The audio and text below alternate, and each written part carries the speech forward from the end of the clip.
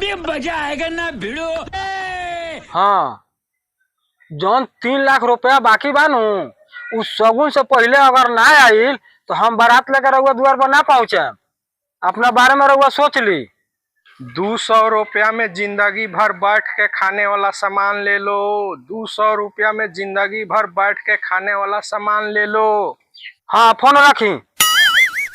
आए 200 रुपया में जिंदगी भर बैठ के खाए वाला सामान ई कथी हो?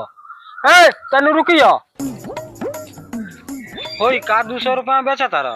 जिंदगी भर बैठ के खाइबा 200 में। आए जिंदगी भर? हाँ हाँ चलो चलो चलो है ना तो चला।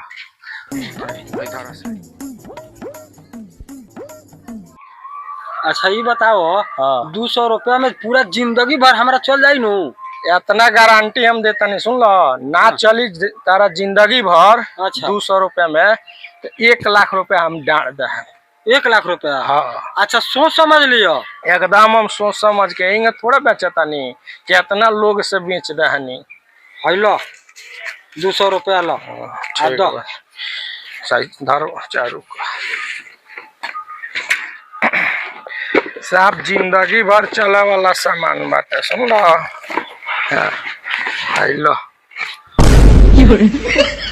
ठीक बा नु? यो ई ना हवे पूरा जिंदगी जाई। तो सही बारे ये मर्द। ई बताओ ऊपर बैठ के खाइबा कि ना जिंदगी भर?